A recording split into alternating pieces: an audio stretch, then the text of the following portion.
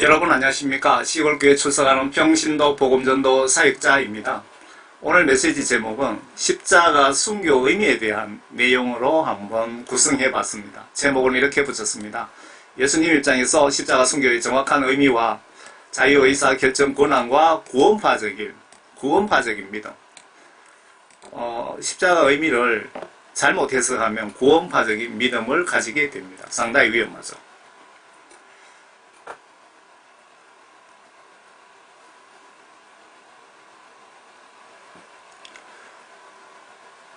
요한복음 19장에 보시면 예수님 십자가 순교에 대한 기록 중에 이 일 후에 예수께서 이 모든 일이 이루어진 것을 아시고 말씀하시기를 목마르다고 하시니 이는 성경이 이루어지게 함이라. 예수님 십자가 순교가 구약 성경에 예언하신 대로 하나님 말씀 순종하시기 위하여, 그러니까 쉽게 설명드리면 성경 말씀 예언 계획표대로 시나리오대로 이렇게 순종하신 거라고 보시면 되겠네요.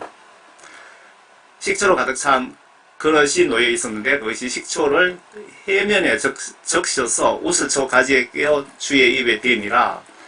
그때 예수께서 그 식초를 받으시고 말씀하시기를 다 이루었다고 하시더니 고개를 떨구어 숨을 거두시더라.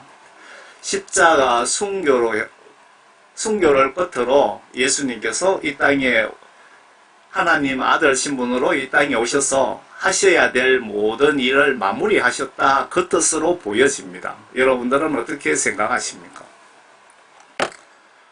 90% 이상 목회자들이 예수님께서 우리 죄 문제 해결을 위해 십자가 순교해 주셨다고 설교를 하시는데 맞는 말입니다. 그런데 설교대로라면 모든 그리스도인들과 그렇게 설교한 목사와 그 목사를 가르친 신학 교수는 천국에 다 갔을까요?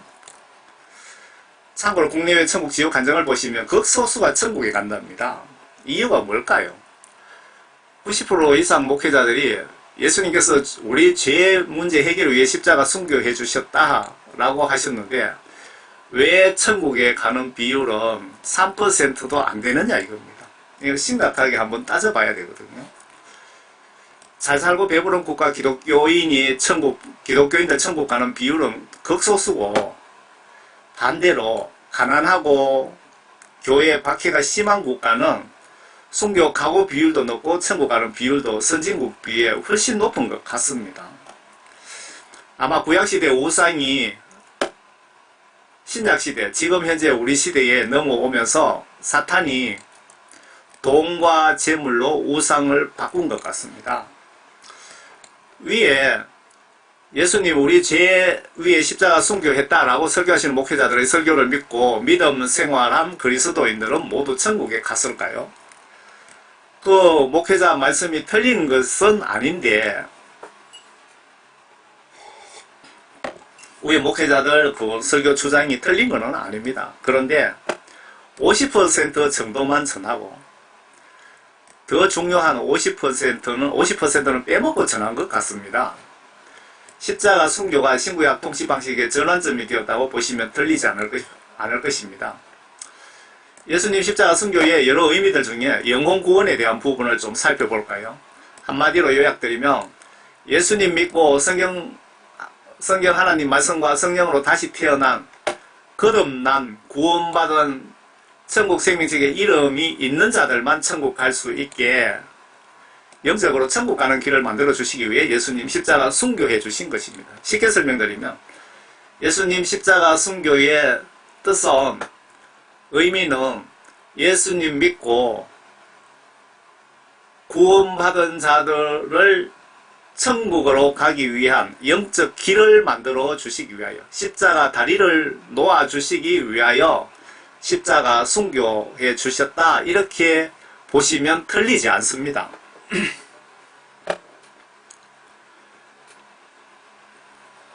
그 증거 말씀이 명백하게 있습니다. 보세요.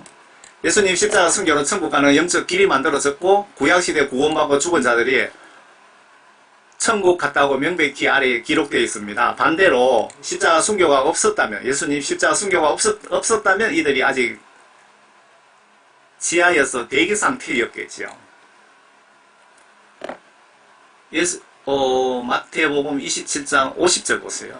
제가 가지고 있는 성경은 한글 킹제임스 성경입니다. 예수께서 다시 큰 음성으로 소리 지르신 후 숨을 거두시더라. 그런데 보라, 성전의 휘장이 위에서 아래까지 둘러 찢어지고 땅이 흔들리며 바위들이 갈라지고 무덤들이 열리며, 이거 영적으로 생각하세요. 잠들었던 많은 성도들의 몸이 일어났으며, 구약시대 때 구원받은 성도들이 예수님 십자가 순교로 해서 순교로 비로소 부활하신 겁니다. 주께서 부활하신 후에 무덤에서 나와 거룩한 도성으로 들어가 많은 사람들에게 나타나더라.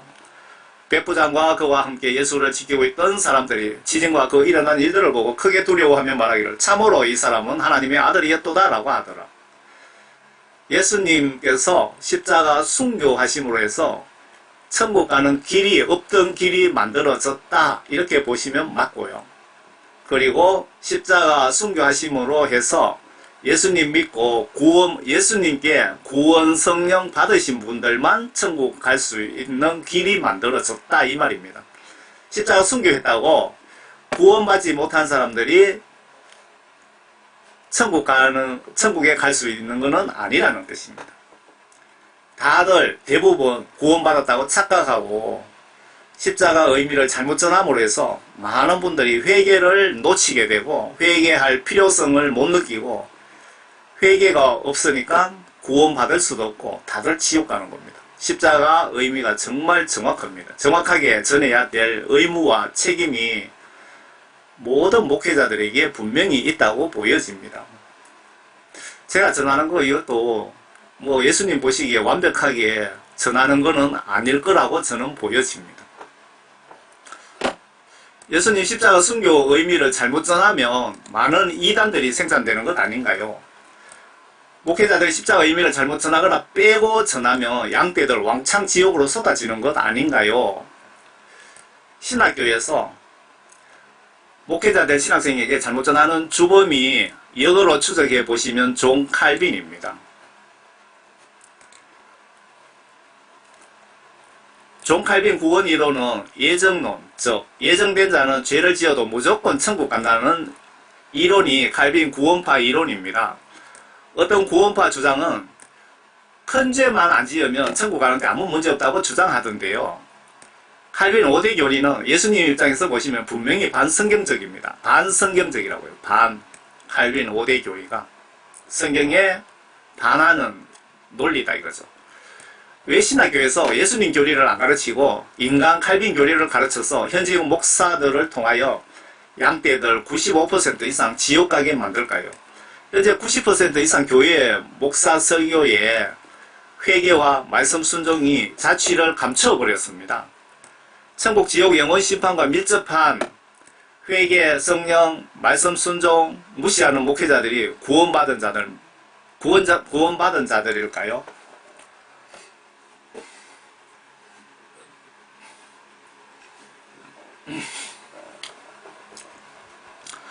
구원파 주장은 칼빈 구원 이론 중에 천국 강제 견인 이론도 있는데, 구원받은 자는 본인이 천국 가기 싫다고 해도 예수님이 천국으로 강제로 속 콧대레기 아시죠? 소처럼 코를 깨어서라도 천국에 끌고 간다는 이론이 칼빈의 견인 이론입니다. 이게 성경적으로 맞습니까? 이게 반성경적인 겁니다. 왜 칼빈 주장대로 강제로 천국으로 소처럼 끌고 가실까요, 예수님이? 그러면 왜 3%도 천국에 못 갑니까? 절대로 아닙니다. 예수님께서 내가 거룩하니 너희도 거룩하라 라고 지시하십니다. 여기서 거룩이란 죄가 없다는 뜻입니다. 즉 반을 훔친 죄가 하나라도 있다면 천국 출입 금지라는 뜻입니다. 그리고 구원받은 자도 죄짓고 회개치 않으면 죽는다는 겁니다. 지옥 보낸다고 명백하게 아래 기록 중입니다. 구원받고도 죄짓고 회개하지 않으면. 존 칼빈 성경책에는 아래 이런 명백한 하나님의 말씀이 왜 없는 걸까요? 에스겔 33장 한번 보겠습니다.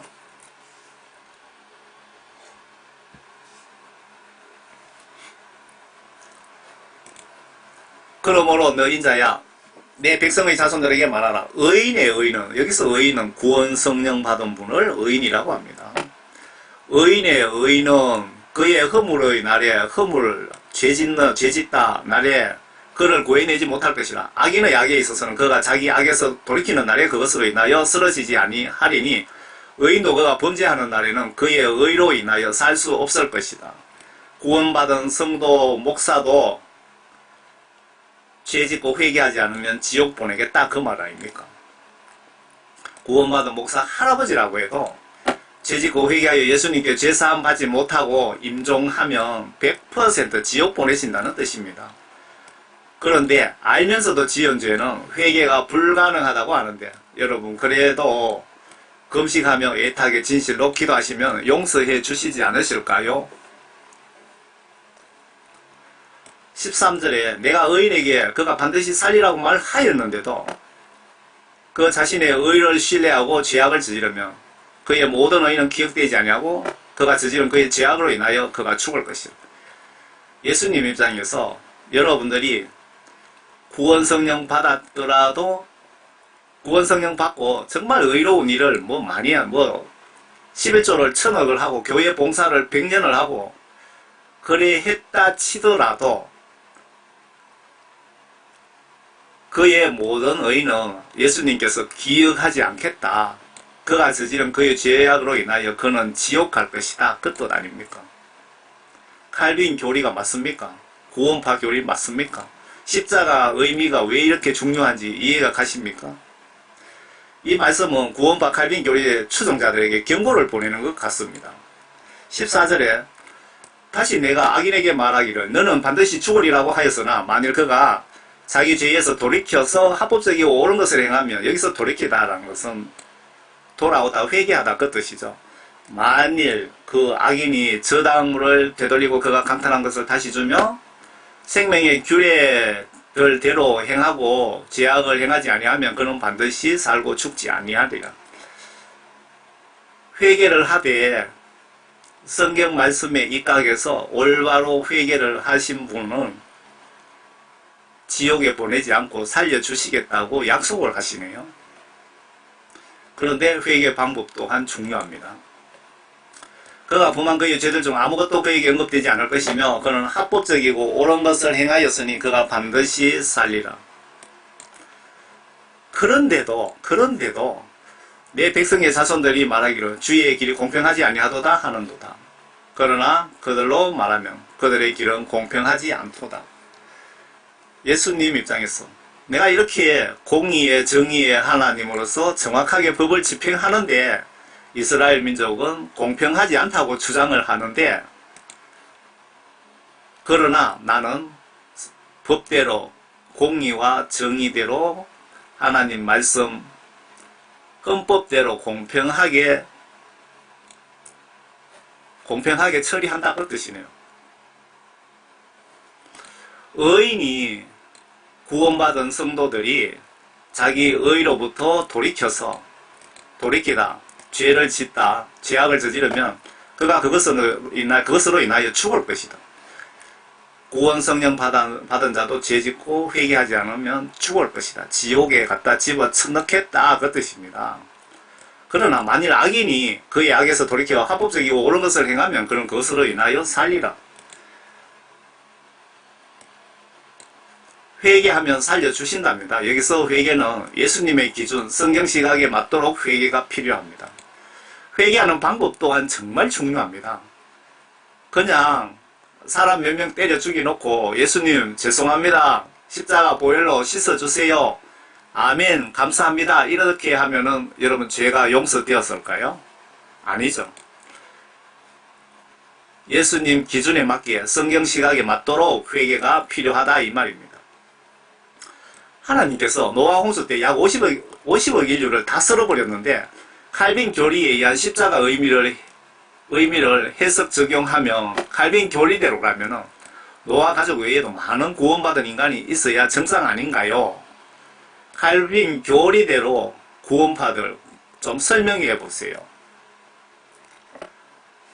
그 노아 방주 실물 사진 동영상도 제가 많이 올려놨습니다. 여러분 보셨습니까? 아담과 이브 하나님 지시 거부하는 거 하나님이 저 멀리서 보시고 왜 저지하지 아니하셨을까요? 아담과 이브가 하나님 말씀을 무시하는 걸 예수 하나님께서 분명히 보시고 계셨는데 왜 저지 말리지 아니하셨나 이 말입니다. 모든 인간에게 창조와 출생 시에 하나님께서 자유의사 결정 권한을 선물로 우리에게 부여하신 것 같습니다. 사회공산국가처럼 강제로 일을 시키는 것이 아니고 내 스스로 모든 것을 판단에 맡기시는 것입니다. 여러분들 교회에 다닌다고 50년 100년 교회 다녔다고 너는 목사고 장로고 권사라고 예수님께서 강제로 천국에 데리고 가지 않으신다는 겁니다. 천국, 지옥은 성경 말씀대로 너희들이 믿고 천국에 오고 싶으면 오고 오기 싫으면 오지 말라 이 말입니다. 자유의사 결정 권한을 나에게 우리들에게 주셨다는 겁니다. 특별한 예외자도 있습니다. 사도 바울 같은 케이스는 강제로 구원시킨 케이스입니다. 천국과 지옥 선택 권한은 강제가 아닌 나에게 주어진 권한이라는 것입니다. 다시 말씀드릴게요. 천국과 지옥 선택 권한은 강제가 아니고 나에게 주어진 고유 권한이라는 것입니다. 여러분은 아래 천국과 지옥 중에 어느 것을 선택하시겠습니까? 사도 바울 얘기가 나왔는데 예수님께서 사도 바울을 특별히 사용하시기 위해서 사도 바울에게 특별한 사탄의 가시를 심어놨습니다. 어떤 난치병, 고칠 수 없는 병이 사도 바울이 가지고 있는데 그 병을 사도 바울이 자고하지 못하도록, 교만하지 못하도록 하나님을 두려워하고 하나님을 수시로 찾도록 예수님께서 사도 바울에게 그 병을 몸에다가 심어놨다는 겁니다. 사도 바울이 3번이나 간절하게 기도를 했는데 내 병 좀 고쳐달라고 그랬는데 예수님께서 됐다. 경상도 말로 됐다 고만 뭐 그렇게 하면 맞나요? 사도 바울 같은 경우는 특별한 케이스입니다. 여러분들과 저는 사도 바울과 같은 그런 특별한 케이스가 아니잖아요. 그래서 성경 말씀 지시대로 행동으로 마음으로 믿고 순종하셔야 되는 겁니다. 여러분들이 뭐 지옥 가고 싶으면 지옥 가고 천국 가고 싶으면 천국 가고 여러분들 고유 권한이라 이 말입니다. 예수님께서 강제로 천국으로 지옥으로 끌고 가시지 않는다는 겁니다.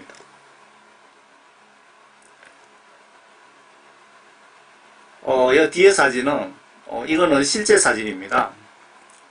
미국의 빌 클린턴 대통령 시절에 미 항공우주국 나사에서 우주로 보낸 허블 우주망원경이 고장이 나서 그것을 수리를 했는데 수리 끝나고 이제 원격으로 어떤 사진을 어느 부분을 찍겠다고 찍어야 되잖아요. 그런데 수리 끝나고 원격으로 뭐 사진을 찍은 것도 아닌데 이 사진이 허블 우주망원경이 그냥 자체로 그냥 지 마음대로 사진을 찍었다 이 말입니다. 102여 장이라고 하는데 그 중에 한 장이 밖으로 유출되었는데 천국의 어느 한 도시 부분을 사진을 찍었다 이 얘기입니다. 지금 말세잖아요. 말세에 하도 성경 말씀을 목회자들조차도 믿지 않으니까 예수님께서 여러가지 방법을 다 사용하시는 겁니다. 이렇게 허블 우주망원경을 통해서 천국의 어떤 부분을 직접 찍어서 우리들에게 보여주시는가 하면은 앞에 노아 방주도 4500년 정도 그 얼음 속에 보관하셨다가 지금 우리들에게 이렇게 보여주는 거 영적으로 왜 보여주는지 잘 보시라고 생각해 보세요. 하도 인간들이 성경 말씀을 안 믿고 주여 주여 하면서 다들 목회자들까지도 다들 지옥에 가니까 하나님께서 경고로 지금 보여주시는 겁니다. 노아 방주등 그리고 뒤에 보면 예수님 피도 있습니다. 천국의 어떤 한 모습이든 이집트의 요셉의 곡물 창고 실물이든 다 보여주시는 게 영적으로 경고 메시지입니다. 경고.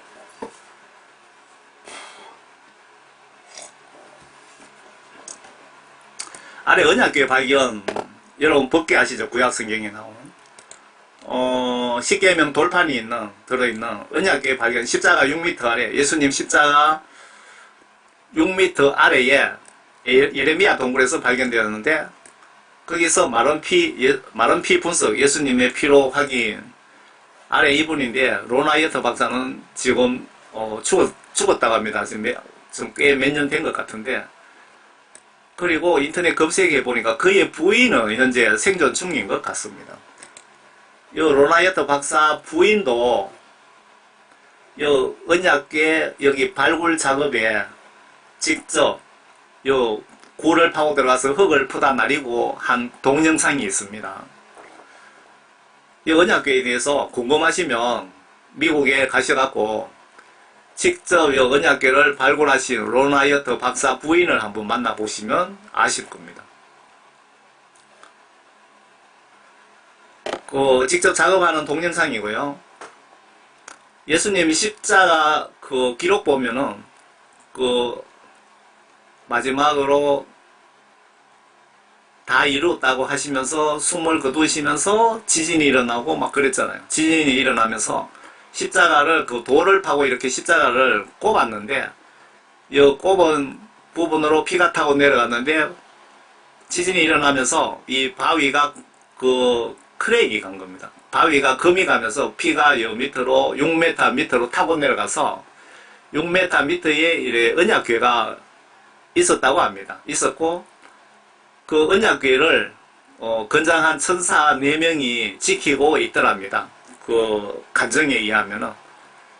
그리고 천사들이 이 언약궤 위에 떨어진 이 피를 한번 연구소에 가서 분석을 해 보라고 했다고 합니다. 그리고 로나이어트 박사가 카메라 옛날 옛날 일제 휴대용 캠코더로 사진도 찍고 또 일회용 사진기로도 찍고 사진을 여러 번 찍었는데 언약궤는 나오지 않고 언약궤 위에 그걸 이름이 생각 안 나네요. 천사 같은 어떤 날개 위에 연꽃무늬가 아니고 무슨 무늬죠? 꽃무늬 같은 그 부분만 아주 살짝 사진에 나와 있더라고요. 사진에. 그리고 언약궤 만지거나 하면은 다 죽었잖아요. 그래서 언약궤가 정말 저도 어떤 모습인가 궁금을 했는데 언약궤 사진을 찍었는데 위에 살구꽃 무늬, 살구꽃 이파리 무늬만 찍혀 있더라고요. 십자가 의미 전하다 보니까 지금 생각나서 이것도 같이 올렸고요. 그리고 로나이어트 박사가 십자가에서 이렇게 타고 내려온 피를 바위에 있는 말라붙은 2000년 전에 말라붙은 붉은 피를, 예수님 피를 채취하는 장면도 나옵니다. 동영상에 보면은 이렇게 끌어갖고 이스라엘의 가장 큰 연구소에 가서 이 피를 분석을 했는데 화면 속에 연구소 화면 속에 동영상을 제가 캡처한 겁니다. 이게 예수님의 피에 포도송이처럼 동글동글한 거 이게 적혈구라 그럽니까? 이게 예수님 2000년 전에 예수님 피의 사진입니다. 이스라엘 연구소에서 찍은 사진. 이 동영상도 제가 여러 번 올려놨고 제 블로그에 이렇게 모아놨습니다. 블로그 위에 공지란에 있습니다. 십자가 순교로 성막 휘장이 둘로 찢어진 의미에 대해서도 여러분 또 알아야 될 것 같습니다. 구약시대 때 하나님의 인간 통치 방식이 모세를 통한 율법과 성전 성막 제사와 선지자, 제사장, 그리고 국가 왕을 사용하여 일반 백성을 간접 통치하셨는데 구약시대 맞습니까? 성전 휘장을 둘로 가르친 영적 의미는 구약시대 통치 방식에서 신약 예수님 시대 통치 방식이 바뀌게 된다는 뜻의 어떤 신호가 아닐까요? 신약 시대에는 율법에서 사랑의 법으로 전환이 되었고 제가 사랑의 법으로 라고 붙였습니다. 인간 제사장 선지자 왕을 통한 백성들을 간접 통치하신 것 같은데, 옛날에는 구약시대에, 신약시대에는 성령과 하나님의 영입니다. 성령과 하나님의 말씀, 지금 우리 성경 말씀이죠. 지금 현재 신약시대에는 성령과 하나님 말씀, 그러니까 성경을 통하여 예수님께서 백성들과 1대1로 직접 통치 방식으로 바뀌게 된 것입니다. 지금 현재. 그래서 휘장 찢어진 의미에 대해서 여러분 맞는 것 같습니까? 구약시대 제사장 역할을 신약의 목회자들의 역할 같은데, 구약시대 제사장들의 주요 임무가 회개시키는 역할 아닌가요? 회개. 짐승 잡고 뭐 이거. 지금 설교에 목회자들이 회개에 대한 단어는 아예 사라졌습니다. 목사님들 설교 속에 회개라는 단어를 정말 찾아보기 힘듭니다. 그 목사들까지 무더기로 지옥으로 떨어지고 있기에 이 메시지가 조금 도움될까 해서 작성해 올립니다. 그러니까 지금 97% 이상 목사, 장로, 권사, 저 같은 경우 뭐 집사죠. 집사, 평신도 97%가 지옥에 가고 있다 이 말입니다. 그 지옥에 왜 가는지 여러분 그걸 좀 알고 계시고 회개하자고 이 메시지를 작성한 겁니다. 여러분 지옥에 한 명이라도 가지 않게 하기 위해서 지금 이 메시지를 평신도가 지금 작성한 겁니다. 목사님들이 이렇게 설교하는 것 보셨나요, 여러분? 아래 예수님께서 성령을 통하여 우리들을 직접 통치하시겠답니다. 성령은 저와 예수님 사이에 중보 역할을 하시는데 예수님의 뜻을 우리에게 알려주신다고 기록 중입니다. 예수님은 신약시대에 하나님의 영과 성경 말씀으로 우리를 통치하신다는 겁니다. 구약시대 때는 율법과 제사장, 선지자, 왕을 통하여 우리를 통치했지만 신약시대 휘장이 찢어지고부터는 하나님의 영, 성령과 말씀으로 우리를 1대1로 직접 통치하신다는 겁니다. 간접적으로 통치하시는 구약시대가 아니라는 겁니다. 그러나 진리의 영은 성령이죠. 그분이 성령이 오시면 너희를 모든 진리로 인도하시리라. 모든 진리를 모아놓은 것이 성경책입니다. 성경 말씀 안으로 성령님은 인도하시리라. 그분은 성령은 자기 자신에 관하여 말씀하지 아니하시며 무엇이나 들은 것을 말씀하실 것이요. 그러니까 하나님과 나 사이에 중보 역할을 하신다. 또 너희에게 다가올 일들을 알려주시리라. 우리들의 앞날도 알려주신다. 그분이 성령이 나를 영화롭게 하리니. 여기서 예수님께서 성령을 지금 설명을 하고 계시기 때문에 성령은 그분이 예수님을 영화롭게 하시리니, 이는 그분이 성령이 내 것을, 예수님의 것을 받아서 너희에게, 우리들에게 알려주실 것입니다. 중보 역할을 하신다. 예수님의 어떤 뜻을 우리들에게 알려주는 역할을 하신다.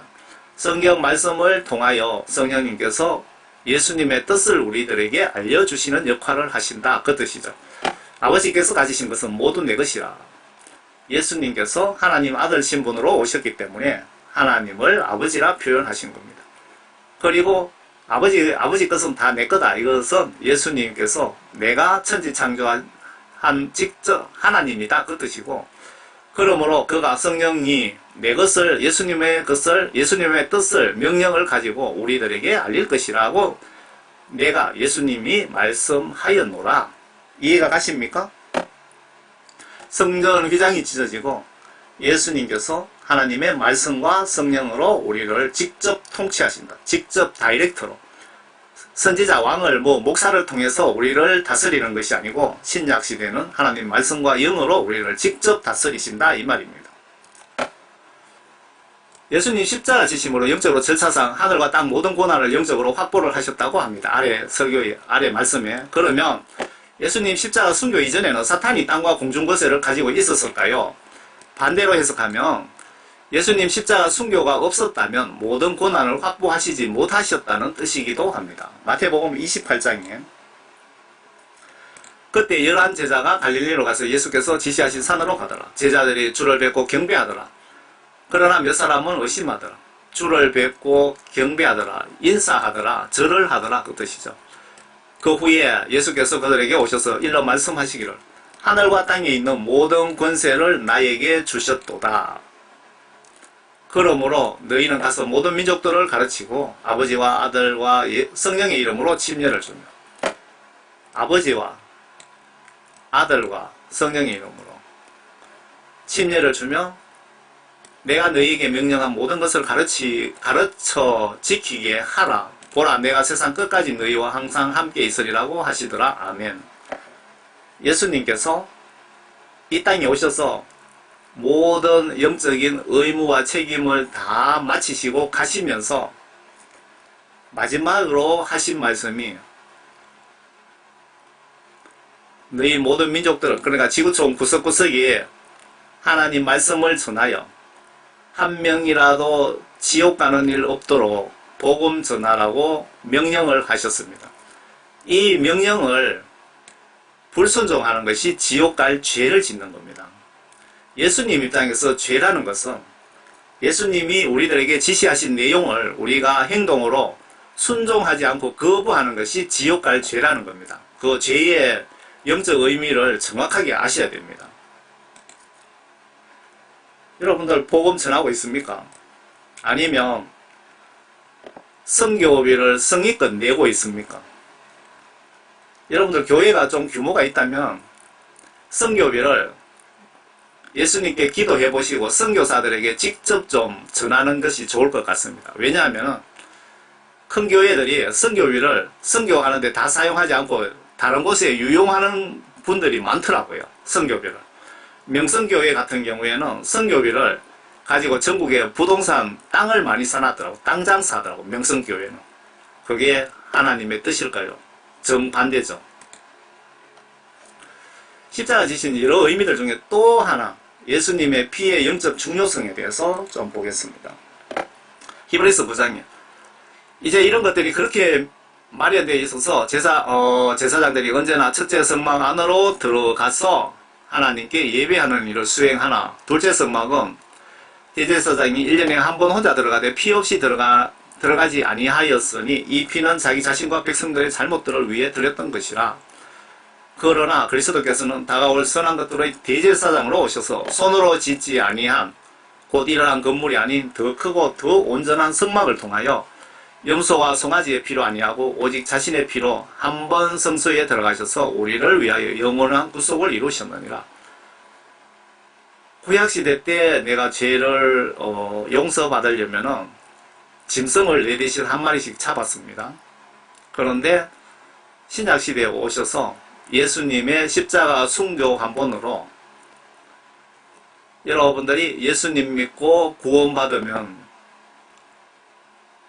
모두 천국 가는 길을 열어주신 겁니다. 그러므로 첫 언약도 피 없이 드려진 것은 아니니, 그러니까 예수님의 십자가 순교가 여러분들 예수님 믿고 예수님으로부터 죄의 용서함 받고 하나님 말씀과 영으로 물과 성령으로 거듭난 자들을 천국으로 데리고 가시기 위해서 십자가 순교해 주셨다. 그렇게 보시면은 틀리지 않을 것 같네요. 모세가 율법대로 모든 계명을 온 백성에게 말한 후에 송아지와 염소의 피와 물과 주홍색 양털과 우스초를 가져다가 그 책과 온 백성에게 뿌리며 말하기를 이것은 하나님께서 너희에게 명하신 언약의 피라 하였느니라. 더 나아가 그는 피를 가지고 성막과 섬기는 데 쓰이는 모든 기명에 뿌렸느니라.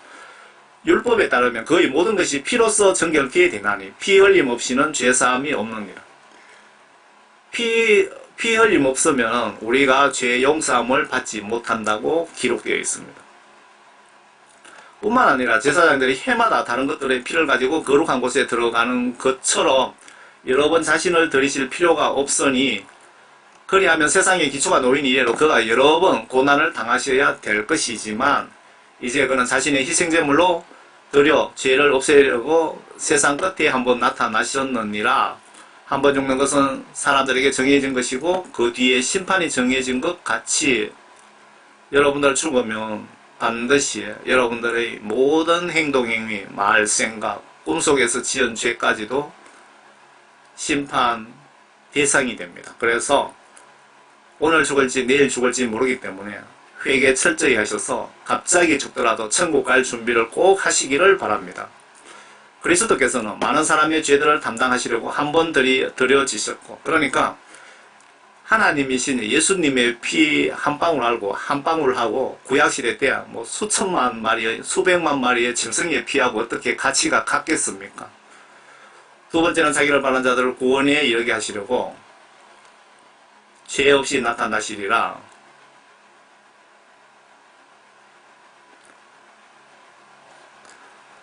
구약시대 제사가 오늘날 교회시대 예배로 보여지는데, 구약시대 제사의 초점은 속죄, 회개의 초점이 맞춰져 있는 것 같습니다. 그런데 오늘날 예배에는 회개하라는 단어는 찾아보기가 매우 힘들어졌습니다. 이래서 영적으로 어떤 문제가 발생할까요? 한국교회 목사님들 포함 천국 가는 비율이 극소수 3% 정도도 안 되는 것 같습니다. 대다수 목회자들이 예배 의식에만 집착하지 예배를 통한 회개, 성령, 부활, 십자가, 의미, 죄에 대한 강력한 책망, 천국, 지옥 말씀, 천국, 지옥, 말씀 순종, 구원에 대한 가장 중요한 메시지는 사라진 상태입니다. 목사님들이 양떼의 영혼 구원에 초점이 맞춰져 있느냐 이거죠. 양떼, 구원받지 못한 양떼, 교회 100년 단님들 뭐합니까? 구원받지 못한다면. 그 예배를 예수님이 받으실까요? 구원받지 못한 양떼들의 예배를. 예배에만 목회자들이 치중하지 내 영혼 천국 지옥 심판의 대상이 되는 하나님의 말씀 순종에 대해서는 목회자들이 전하지 않는 걸 보고 정말 화가 나더라고요. 저는 양떼들을 목회자들의 어떤 영적 무능 때문에 양떼들이 다 지옥에 가고 있는 걸 보면서 화가 안 나겠습니까? 아래 율법에서 죄사함 받으려면 어느 정도 힘든지 좀 보세요. 레위기 4장에 보시면 하나님께서 이렇게 하시는 목적은 죄 범치 못하게 하는 목적으로 보이며, 너희 죄는 송아지처럼 죽어 각을 떠서 불태워져야 할 죽어 지옥 갈 중한죄라는 것을 인식시키시면서 하나님을 두려워하게 하시면서 거룩한 백성으로 회개 연단 정결시켜 영혼 구원시켜주기 위한 목적 아닐까 생각됩니다. 아래에 구약시대 때 내 죄를 회개하려면 내 대신에 어떤 절차와 희생이 따랐는지 보시기 바랍니다.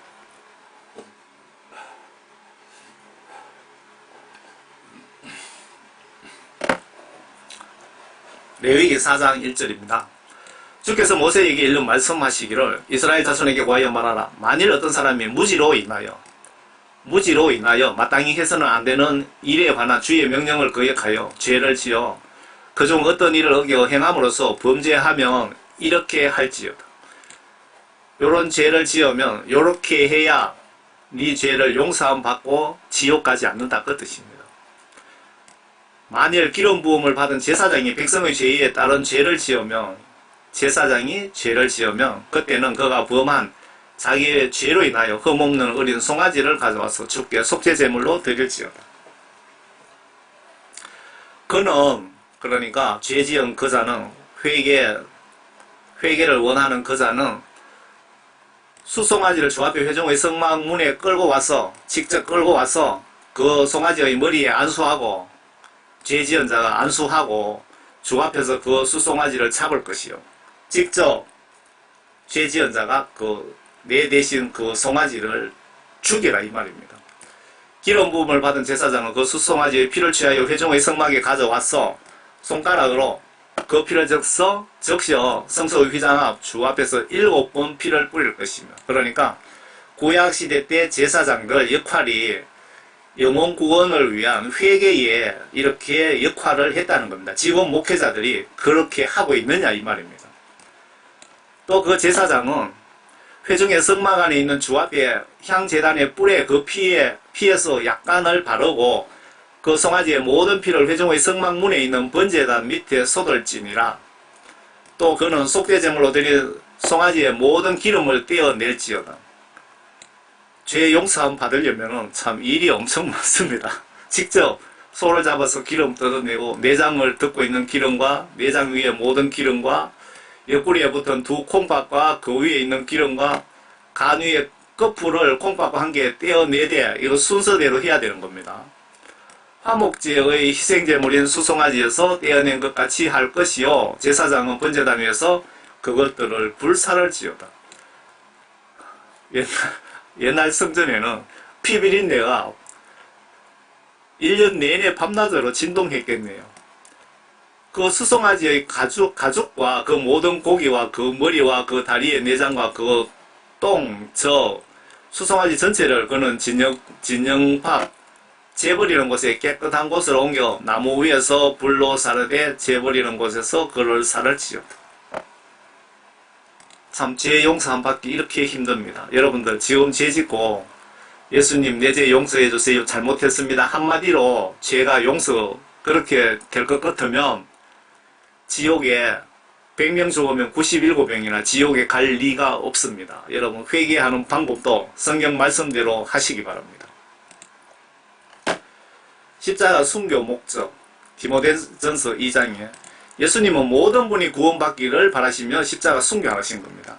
존 칼빈 교리대로 예정된 자만 천국에 데리고 가기 위해서 순교했다 이 이론이 아니고 예수님은 모든 사람 그 누구든 아프리카 사람이든 북한 사람이든 거지든 그 누구든 예수님 믿고 구원받기를 원하시면 예수님께 회개하여 죄 용서 안 받으면 모든 사람 천국으로 데리고 가기 위해서 십자가 순교해 주셨다 이 말입니다. 존 칼빈 교리가 이 말씀 보면은 허구라는 것을 알 수 있을 겁니다. 그러므로 내가 무엇보다도 먼저 권하노니 모든 사람을 위하여 칼빈 교리와 정반대입니다. 간구와 기도와 중보에 감사를 하되 왕들과 권세 있는 모든 사람들을 위하여 하라. 이는 우리가 모든 경건과 청렴한 가운데서 평온하고 조용한 생활을 하려 합니다. 이것이 우리 구주 하나님 앞에 선하고 기뻐하실 만한 일이니 하나님께서는 모든 사람이 구원을 받고 모든 사람입니다. 칼빈 교리하고 전혀 반대입니다.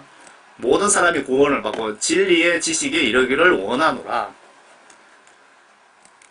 하나님은 한 분이시요 하나님과 사람 사이의 중보자도 한 분이시니 곧 사람이신 그리스도 예수라. 예수님이 하나님 아들 신분으로 이 땅에 오셨고 그리고 하나님과 인간 사이의 중보자 역할을 하기 위해서 오셨고 오신 목적이 여러가지 있고 십자가 순교하신 목적도 여러가지죠. 그가 모든 사람을 위하여 자신을 몸값으로 내어주셨으니 때가 이르면 증거되리라. 이를 인하여 내가 설교자와 사도로 지명을 받았으며 내가 그리스도 안에서 참을 말하고 거짓을 말하지 아니하노니 믿음과 진리 안에서 내가 이방인들의 선생이 되었노라. 그러므로 나는 남자들의 성령과 주저함이 없이 어디서나 거룩한 손들을 들고 기도하기를 바라노라. 밑에는 제 멘트 붙이는 겁니다. 어떤 목사인지 거짓 선지자인지 기독교 명절 특집 방송 설교에서 예수님은 우리가 20년 30년 후에 지을 죄까지 용서해 주셨다고 힘주어 설교하는 것 보면서 목사들이 교인들을 단체로 끌고 지옥 가고 있네 라고 느껴졌습니다. 정말 성경 말씀 한치 오차 없이 전해야 되겠구나 한 번 더 깨닫게 되었습니다. 여러분들 예수님 십자가 순교로 20년 30년 후에 지을 죄까지 용서해 줬다는 이 목사 주장대로라면 모두 천국에 가야 정상인데 예수님은 국내외 천국 지옥 간증자들을 통하여 극소수 3%도 안 되게 천국으로 오고 나머지는 지옥 간다고 왜 경고하실까요? 97% 이상 지옥 가고 있다고 왜 경고하실까요? 나는 십자가의 의미를 바로 알고 계십니까? 여러분 정말 성경 말씀을 올바로 똑바로 믿고 행동으로 똑바로 순종하셔서 모두 꼭 천국에서 만나 뵙기를 진심으로 바랍니다. 감사합니다.